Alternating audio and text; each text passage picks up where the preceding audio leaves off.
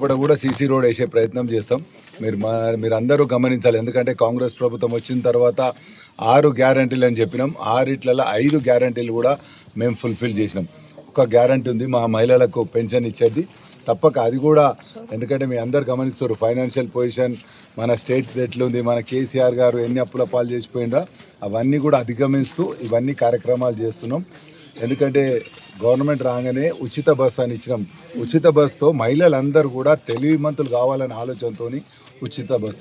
అదేవిధంగా వాళ్ళకి current bill కట్టుకోవాలంటే నెల రాగానే వాళ్ళ పెద్దోళ్ళ మీద ఆధారపడాలని అట్లా ఆధారపడకుండా 200 యూనిట్ దాకా కరెంట్ ఫ్రీ కూడా గృహజ్యోతి ద్వారా వాళ్ళందరికీ కూడా హెల్ప్ చేస్తున్నాం.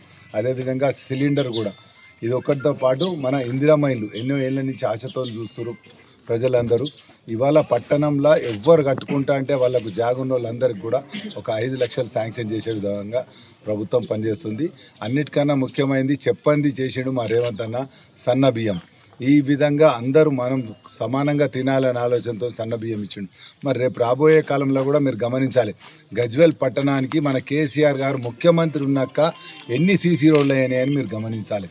ఒక ముఖ్యమంత్రి అనుకుంటే ఎంత 2 సార్లు ముఖ్యమంత్రి చేసినాం, ఇప్పుడు అపోజిషన్ లీడర్ చేసినాం, కానీ గజ్వేల్ గురించి ఎప్పుడు పట్టించుకోలే. ఎలక్షన్ గెలువంగానే వచ్చేయమన్నాడు 5,000 ఇళ్ళు కట్టిస్తాను, కానీ మీ అందరికి తెలుసు 500 కూడా కట్టియలే. ఒక 1000 కట్టించి అవి కూడా అందరికీ మనకు చాట్ల తోడు ఊసి కొట్లాడబెట్టిండు. మరి ఇప్పుడు కూడా ఆయన బాధ్యత ఉంది, అపోజిషన్ లీడరు. ఆయన వచ్చి సేవ చేయాలి. 3 సార్లు మనం గెలిపించినాం. ఏం చెయ్యని వాళ్ళకు చింతమడక నా పుట్టిన ఊరని తాగుర్రి తందనాలు ఆడరని 10 లక్షలు ఇచ్చిండు. మరి ఇక్కడ అవసరం ఉన్న వాళ్ళకు 1,00,000, 2,00,000, 5 లక్షలు ఇచ్చి మనల్ని ఆదుకునేది ఉండే. ఎందుకంటే వాళ్ళ ప్రజలు ఆయన ఎప్పుడు ముఖ్యమంత్రి చేయలే.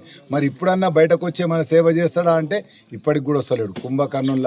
కుంభకర్ణుడన్న 6 నెలలకు ఒకసారి వస్తాడు, కానీ మన దొర 2 ఏళ్ళు అయింది, ఇప్పటికి కూడా రాలేదు. అంటే మీరు అందరూ గమనించాలి, కాంగ్రెస్ ప్రభుత్వం మా నాయకులు అందరూ కలిసి సేవ చేస్తారు. కాబట్టి రేపు రాబోయే ఎలక్షన్లో మీరు కాంగ్రెస్ అభ్యర్థులను, ఇక్కడ సమీర్ను, అక్కడ వేరే దగ్గర అందరినీ కూడా కాంగ్రెస్ అభ్యర్థులను గెలిపిస్తే మాకు బలం ఇచ్చినట్టు అవుతుంది.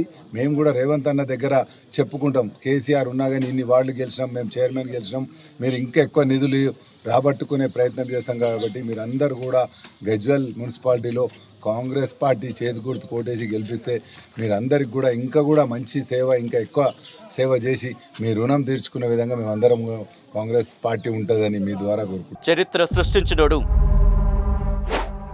ఇప్పుడు ఆ చరిత్రని తిరగరాయబోతున్నాడు. అబద్ధాల గోడల్ని బద్దలు కొట్టి నిజాలను రాగా మీ ముందుంచబోతున్నాడు. నిజమైన వార్తల కోసం వెంటనే డౌన్లోడ్ చేసుకోండి రా యాప్ని.